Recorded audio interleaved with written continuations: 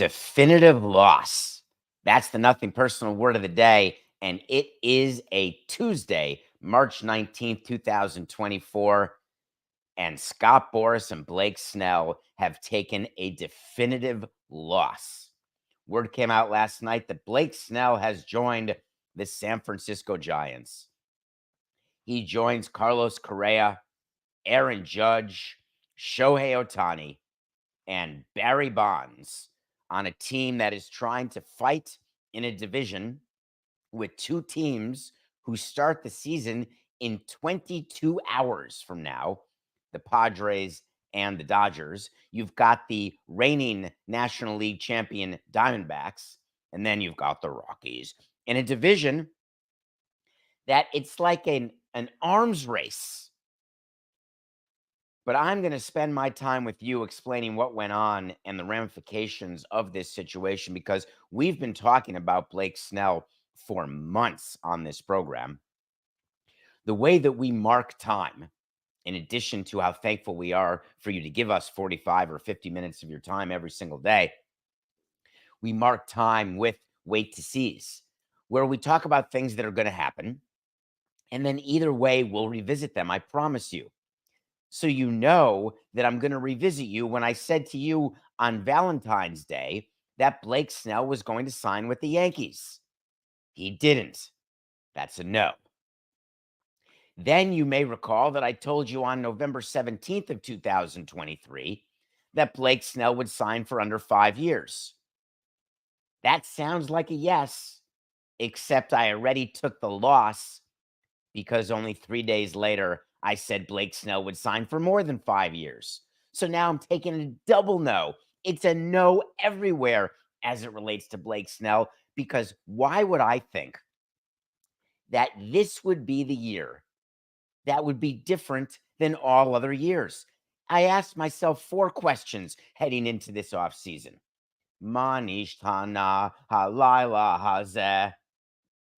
The first question I asked, will this possibly, it's $5 to Jessica, will this possibly be the year that I can recline, eat some unleavened bread, and say Scott Boras will be taken down? Every year I've said the same thing. Every year I've been wrong. This year, I looked up at the sky. I said, I don't think his players are worthy of the numbers he's been promised. Let's take a look and see what's going to happen. And we were looking at Chapman and Montgomery and Bellinger and Snell. On February 14th, the same day I told you Snell was going to the Yankees, I said, something's awry here. Something's amiss. One of these Boras players is going to have to take a 1+1. Bellinger got the 2+1. Or did he get the 5? I'm blanking on what Bellinger got from the Cubs. I know that Chapman got the 2+1. I cannot remember Bellinger's deal, Coca. I'm crying out for help at 4 minutes after the show starts. He got 3 with opt-out after 1. So we did not have a player. Montgomery's still unsigned. We didn't have a player who did the 1+1 until now. So that wait to see on February 14th came true. So Blake Snell calls up Scott Boras and says, listen, Scott, it's March 18th. We have opening day in 9 days. Forget the Dodgers and Padres who open tomorrow. The Padres don't want me back. The Dodgers don't have room, although they could probably use pitching. So we really only have 9 days until opening day. You have to sign me. Well, Blake, let me tell you how we're going to spin this, Scott said. I'm going to get you to the Giants. I'm going to get you $62 million guaranteed. But Scott, there was rumors yesterday that I wanted $66 million. You already floated out a pillow deal. You're telling me I can't even get that? Well, Blake, when I float stuff out, you should just know I don't actually have anything. I'm just floating it out so that owners will say, oh my God, someone's going to give him a pillow deal of 66. I better go a pillow deal of 67. And then you'll get more than what I thought you'd get, and you'll be happy with me as your agent. Until the teams realized that every time Boras opens his mouth, he's lying. And every time there's a float of a story Like Blake Snell saying, yeah, I'd be willing to look at $66 million from a team. That has zero impact. Until this year, it had total impact. Now, all of a sudden, it's like Boras has become binary. It means nothing what he says, what he leaks. So the Giants get the call and they say, all right, we'll go with 62/2. However, the most we're going to pay him this year is $15 million. That's it. So if you promised him some sort of cash flow above that, you're going to have to take it out of Boras Corp because we ain't doing it. Boras says to them, please, you're making me look so bad. Is there any way? Can I speak to Bear, Johnson? How about Farhan? I'll even speak to the assistant GM. You can't give me such a loss with this signing. This is the Cy Young champion. And the Giants stood firm. And guess how many other teams were in on Snell at the end of the day? 0. Here's how I know. He got $62 million over 2 with an opt-out after 1. They gave him the opt-out. But the cash flow is $15 million this year and then a $17 million signing bonus that's not payable until 2 years from this past January, until January of 26. The fact that Boras couldn't do better for Snell shows you that not only did he overstate what the market is for Snell, but the owners, not collectively, have decided game over for Boras. So Snell now joins this rotation. He joins a team that's trying to hang in there in a division where if they see third place, it will be a Barry Manilow situation. Do not allow for anyone in the media to call this a good deal for Blake Snell. Do not allow anyone to tell you that Boras got what he wanted for Snell so he can get another bite at the free agent apple next year. Don't buy into any of the rhetoric that is sure to come from Boras Corp. What you will get if the Giants even do an announcement, and this is the other thing I'm looking for, this late in spring training, to do an official welcome press conference where Boras demands to be at the table. Look for Boras when he's at the table, like he was with Chapman and Bellinger, to talk about the irregularities in the market. But I'm not sure that's going to happen. And the reason I'm not sure that's going to happen is the situation that is going on right now within the Major League Baseball Players Association. Let's talk about the Major League Baseball Players Association. Let's go back, if you will indulge me, to when there was that 99-day lockout. Let's go all the way back to during the course of the lockout, Tony Clark, the head of the MLBPA, had brought in a ringer, and the ringer's name was Bruce Meyer. Bruce Meyer had no experience in baseball. He had never been a part of previous CBAs, and he came in like meatloaf, like a bat out of hell. And he was impossible to deal with. And the players thought, well, this is great. We have someone who is going to stand up for us. He's going to represent us. He's not going to care so much about our comforts. He's going to care about our economics, and he's willing to fight. Day 40, 50, 60, 70, players missing paychecks, threatening to end the season. Don't forget about all that was going on during the lockout. That was only, is it 2 years ago or 1 year ago? Has COVID screwed with anybody's timeline? I cannot remember when MLB's lockout was, Coca. Did last season start late, or was it the season before in 22? It is unbelievable that my brain is this way, but it doesn't matter. It was 22. So go back. Thank you, Coca. You have that off the top of your head? You're the one, you and I talked pre-show. I wish people would listen. Maybe one day we'll let people listen to our pre-show, where you and I talk about the craziness of time and how since COVID, we cannot sort of remember how many years have passed or what year it is or the way time is flying. I think you gave me a quote yesterday. This was a great one. I hope you don't mind if I share it, Matt. You said, I don't care what anyone says, the earth is spinning faster. Wouldn't that be something if somehow what we've done to the environment, forgetting the politics of it, if somehow it's caused the earth to actually spin faster? I guess we'll only know when they take away, uh, what's the day? February 29th? Are you kidding me? When they take away the leap year.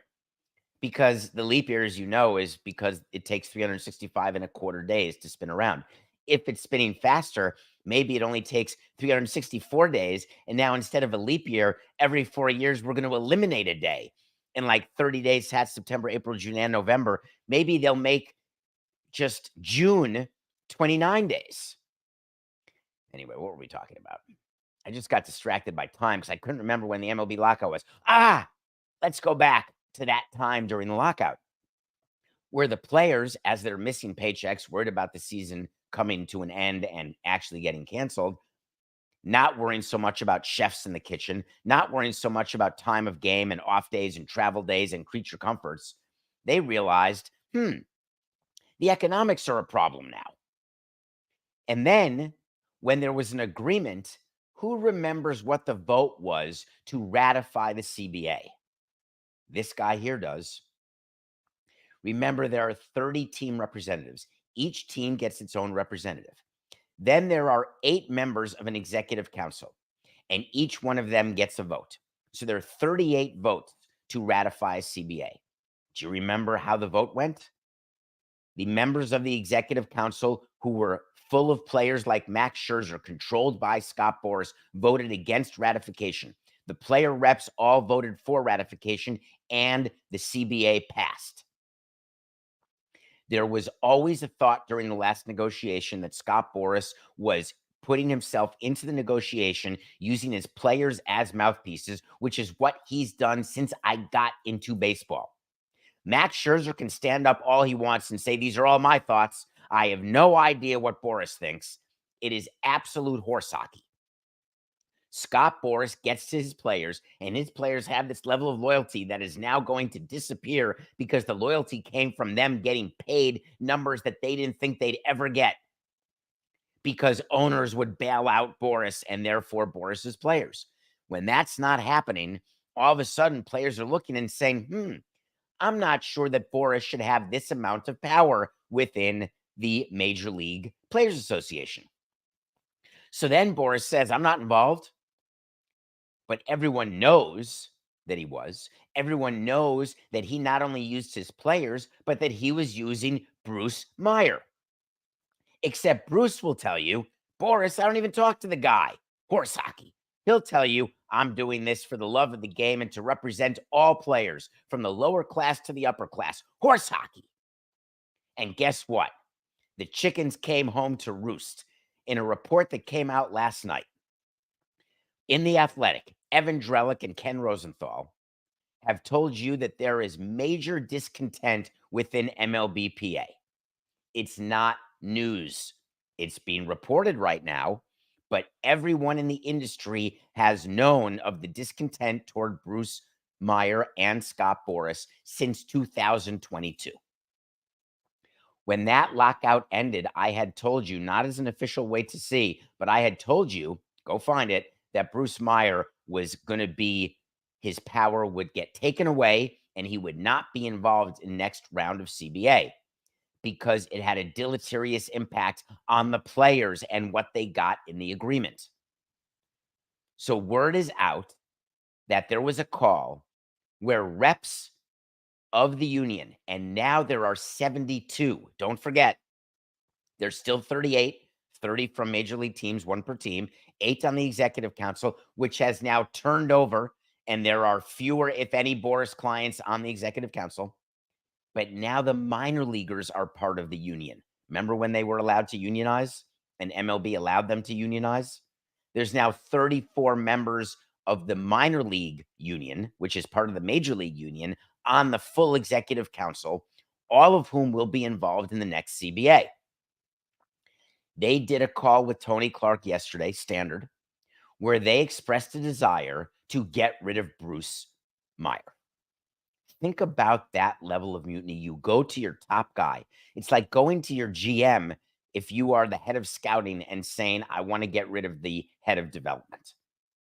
It's like a player going to a manager and saying, I want to get rid of the pitching coach. For players to go to the number one in the union, Tony Clark, and say, I want you to get rid of the hammer who you hired, your guy, or else. Think about Tony Clark hearing this conversation, hearing this level of discontent. Do you actually think that Bruce Meyer has a chance to survive this? The fact is that the players have an alternative. They want a guy named Harry Marino to take over for Bruce Meyer. Harry was actually the lawyer who represented the minor leaguers as they unionized. Meanwhile, owners and the commissioner and the commissioner's office, let me do my imitation of them knowing how this is playing out inside the union. I'm not a very good dancer, but I'm doing the Snoopy dance right now. I'm giving you all I got, Seth Rogen. I'm doing the dice. I'm doing the dice. I'm doing the roll. The owners have wanted to make sure that Bruce Meyer's gone because they viewed him as an impediment to getting the best deal possible for them. And they put themselves in a position where now the players have realized that Bruce Meyer was an impediment to getting any sort of deal that would be even decent for the players. This is monumental because here's what happens next. Tony Clark has to decide who has the power in the union. Are they keeping the power with the upper class, or are they giving the power to the middle class and the lower class? Scott Boras doesn't care about the middle class or lower class. Scott Boras is there for the top of the market only. Except the union has always been made up more of players who don't get the $400 million contracts, but they always used to stay quiet. But now you've got minor leaguers in the union, and guess what? The overwhelming majority of them will never forget free agency. They won't reach arbitration. The overwhelming majority of those members of the union will not see 1 day of service time. So the power balance of the union is shifting. How coincidental that it's shifting as Boras has been unable to strong arm owners to get the top of the market players what he promised the top of the market players. Do you think this is a coinkydink?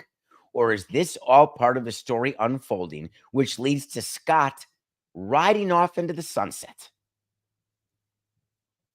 This is the middle of the end for Boras and his power.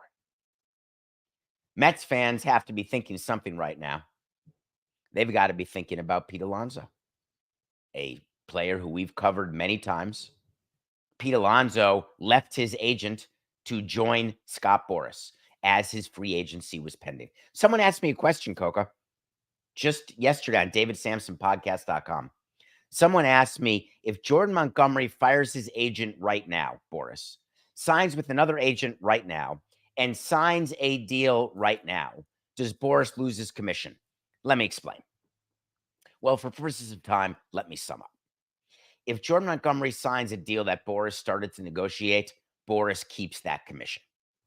When you poach a player who has already signed a deal, the old agent gets all the commission from that deal. So if you sign a 10-year deal and get rid of your agent after 2 years, the old agent keeps all the remaining 8 years of commission for that player. But the new agent gets any new deals that happen.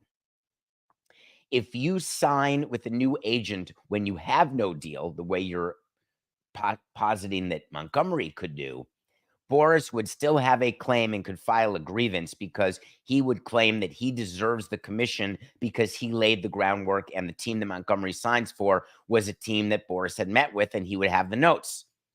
If Montgomery fires Boras and signs with an agent and they sign with a team who had not engaged with Montgomery at all, then the new agent has a claim to keep the entire commission and for Boras to get nothing, which would make every agent do a better Snoopy dance than I did, because believe me, if you think only the owners want to put Boras out to pasture, you're only half right. The agents do as well. And the process that you're seeing now, it's happening right now. Who's going to win the power clash between Marino and Mayer? It's clear it's going to be Marino. What I'm excited about is how Tony Clark will have to announce this, because he's got to be super careful. He answers to the players. He only has his job because of the players. But on the other hand, he has to be seen as being loyal to his lieutenants. He can't have his lieutenants thinking that the players can run to their boss, meaning Clark, and all of a sudden the lieutenants lose their job. So Tony Clark, as CEO, quote unquote, of the union, executive director, he's got to tread very carefully, and his next move is going to be critical.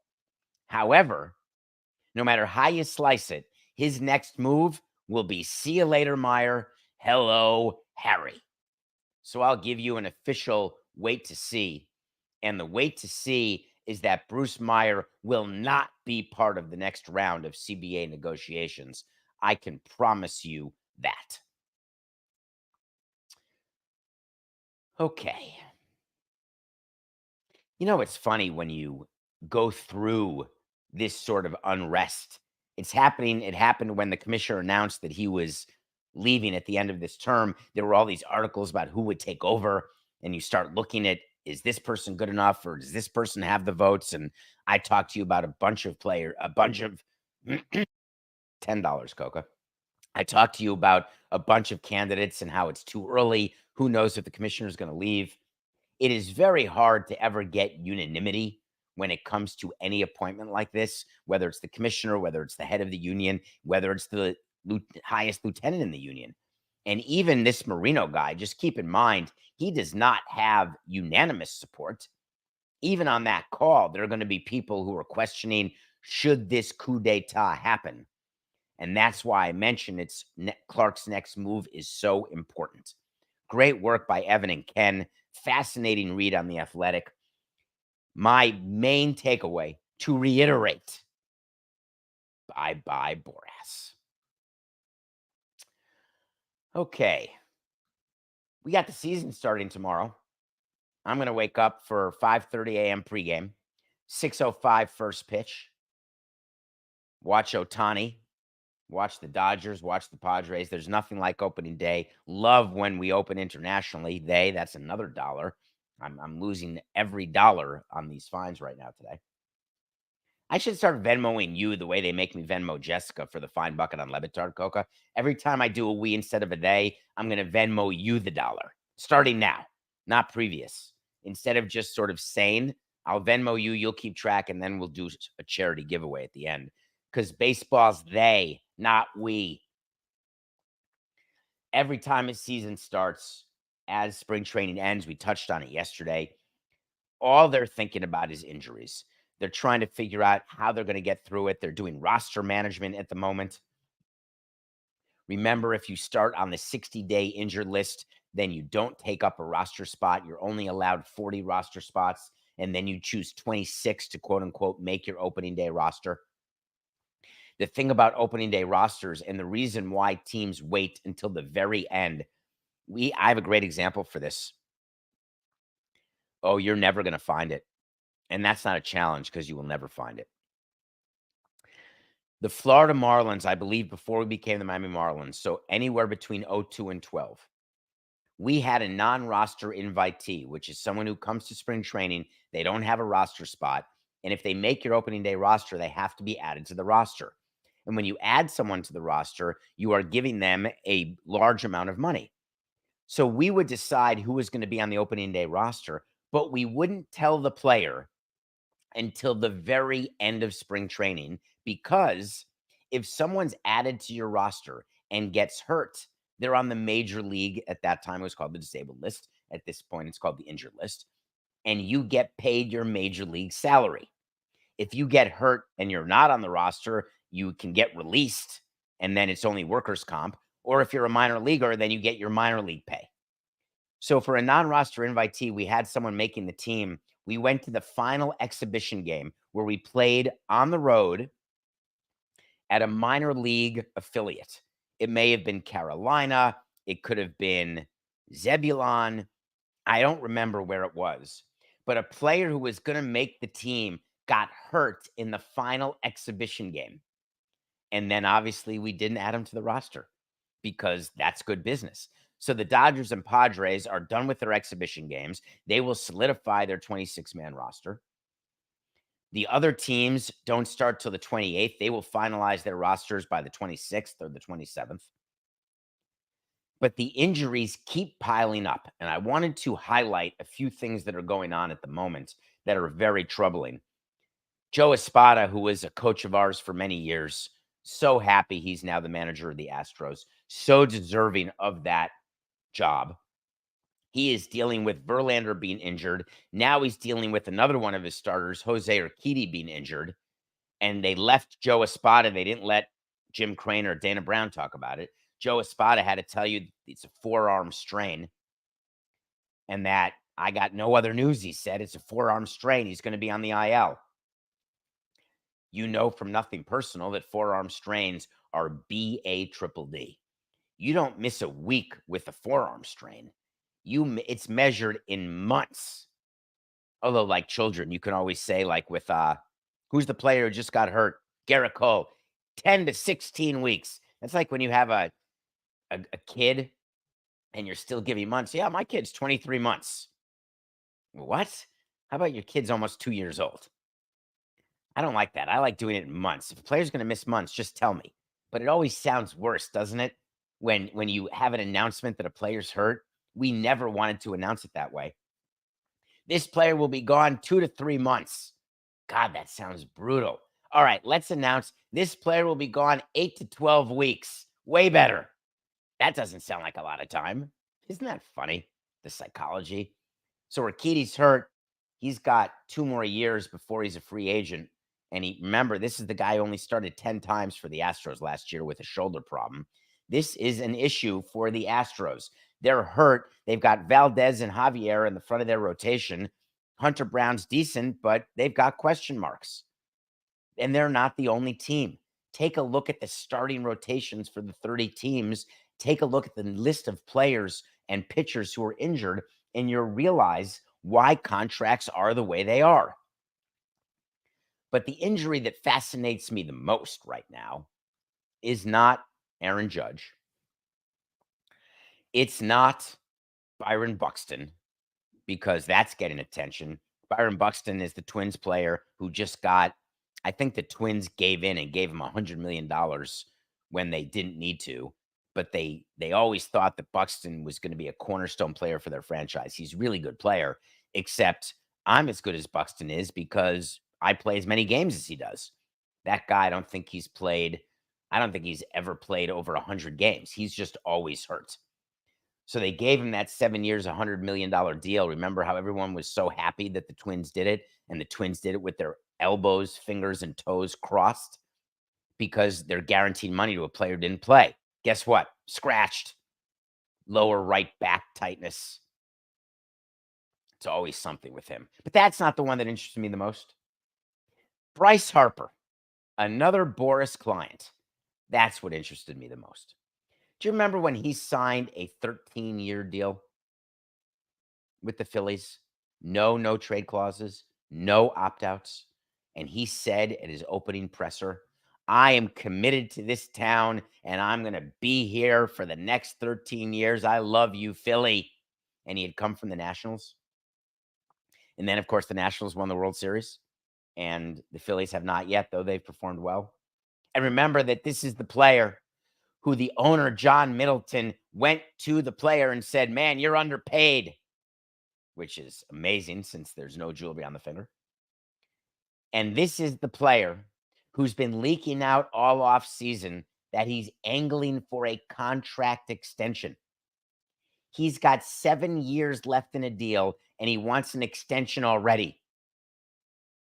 Does that ever make you wonder when a client of Scott Boras, let's talk to the Lerner family in Washington and see what it is when a player who's always injured wants a deal and agrees to a deal immediately without testing free agency. Hi, my name is Steven Strasburg, and ends up being the worst contract in the history of sports. Is it a coincidence that Bryce Harper wanted an extension on his deal and that he's had all of these issues, back stiffness, back soreness, back discomfort for the last 4 years, in and out of the lineup? Don't forget he missed games in 20, in 21, in 23. Last August, back issues, he was out.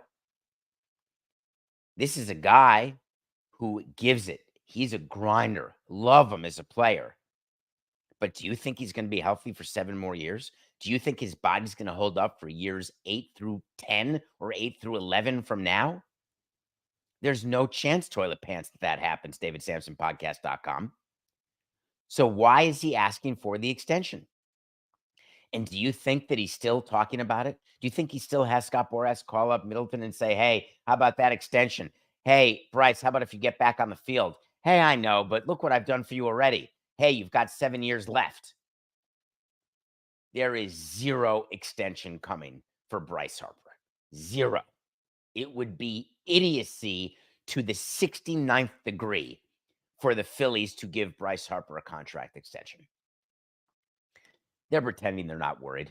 They had their manager come out and say, hey, it's just a little back stiffness. He's good. We're fine. It's all good. It's like DJ LeMahieu. Fouled the ball off his foot. He's good. Don't you worry. Opening day, not so sure. But don't worry. Fine. Before we go to break, Coca, I used to really push for players to be available opening day.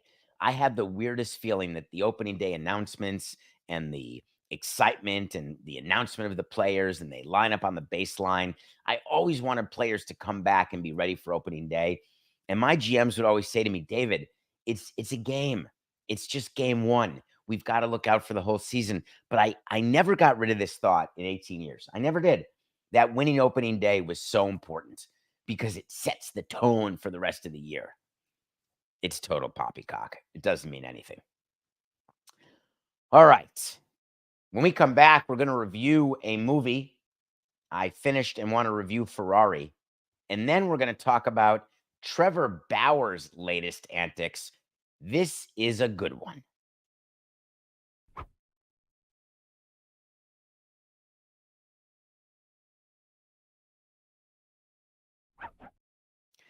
Welcome back to Nothing Personal. It is David Samson. Thank you for being a part of our show.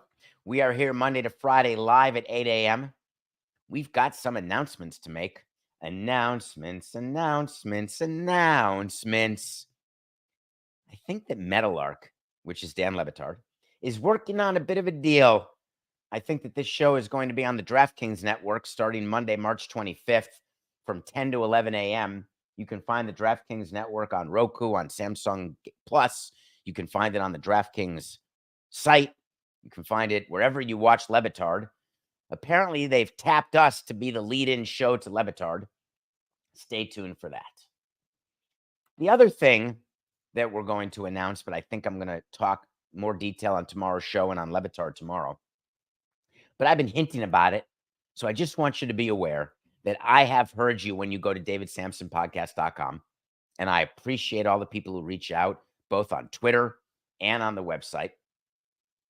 So I believe that we are going to take Nothing Personal on the road. We're doing a tour, baby. Let me explain how it's going to work. For all the people who watch our show live at 8 a.m., guess what? I'm never stopping that. We're going to be live at 8 a.m.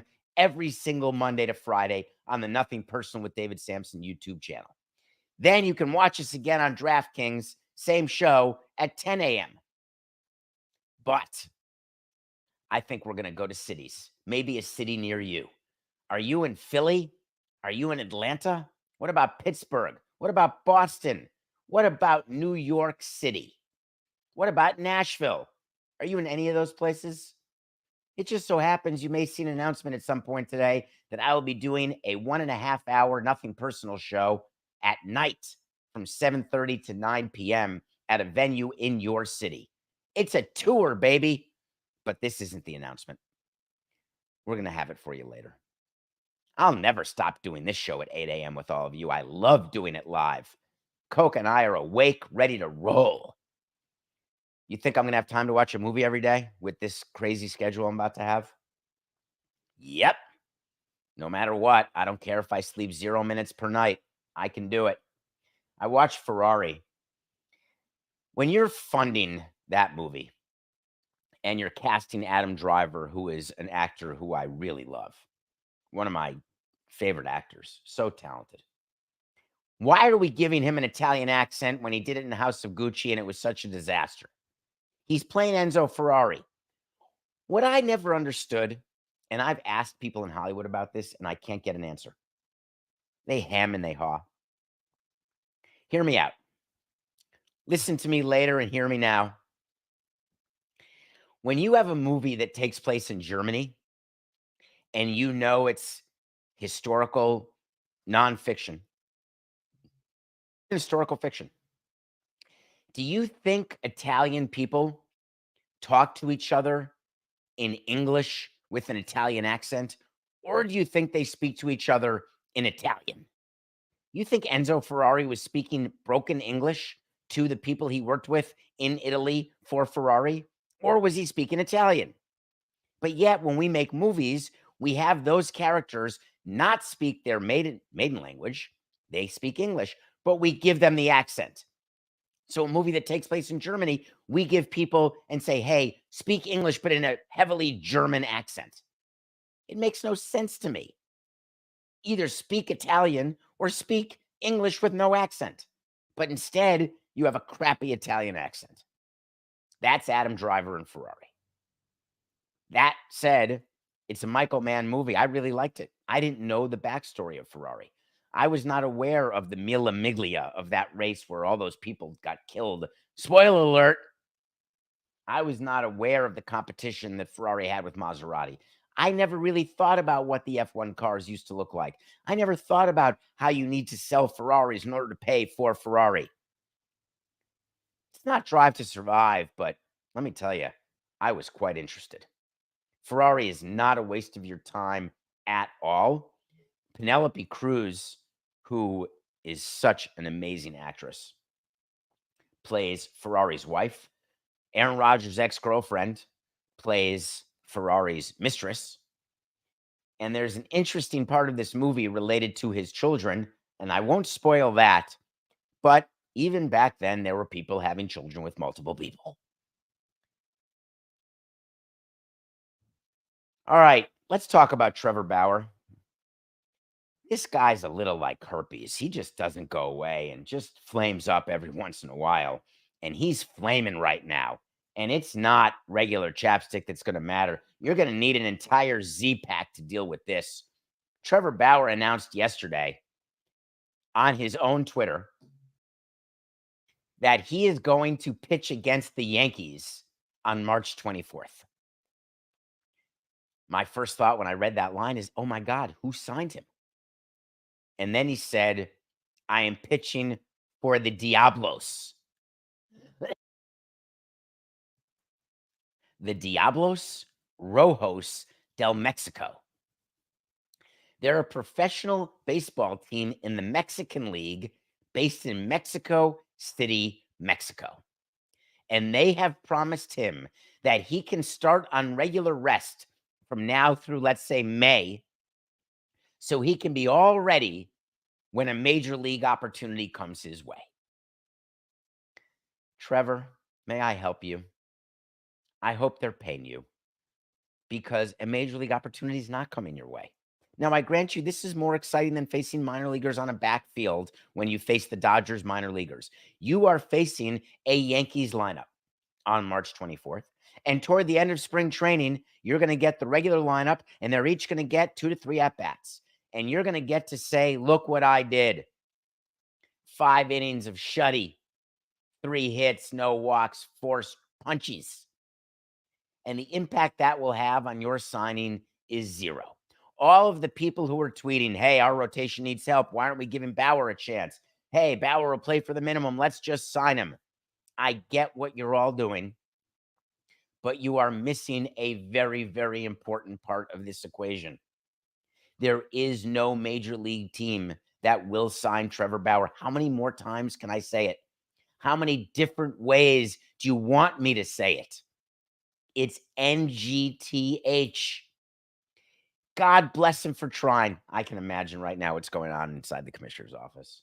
They're just despondent. His name keeps coming up. They want the focus solely on the games in South Korea that start tomorrow at 6 a.m. They are solely focused on getting this season started.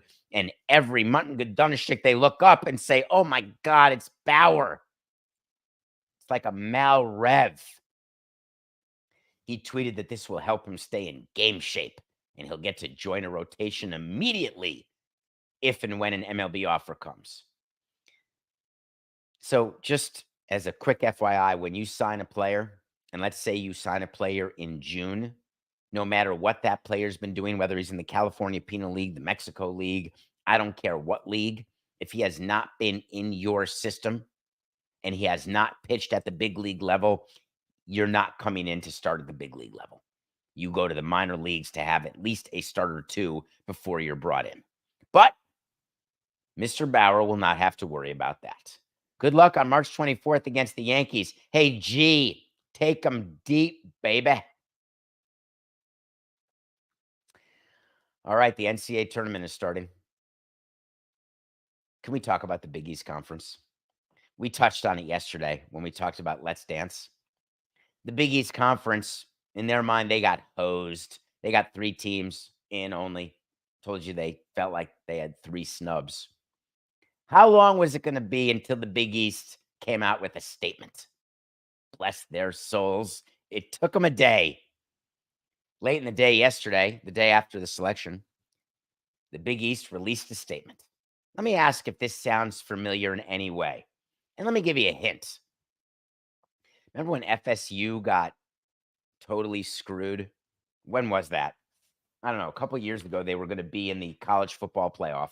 I think they were undefeated or something, and they did not make it. And all of a sudden, there were congressional inquiries, and Senator Scott and Governor DeSantis, everyone had a comment about FSU. Well, the Big East came out with a statement.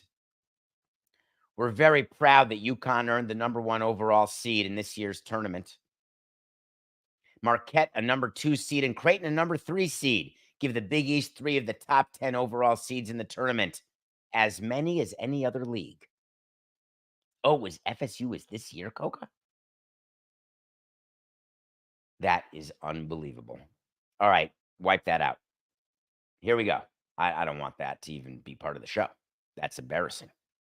4869. Remember this year when FSU got screwed out of a spot after an undefeated season as they were not included in the CFP? Well, the Big East is taking a page out of FSU's playbook, and it's starting just with the conference releasing a statement.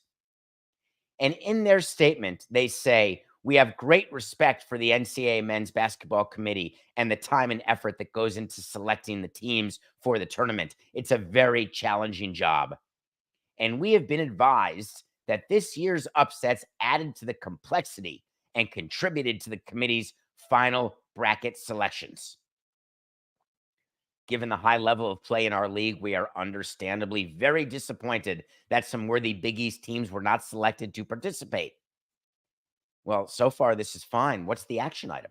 If you're going to do a statement, you better be saying we want an inquiry, we want an investigation, we want a recount. What's the action item?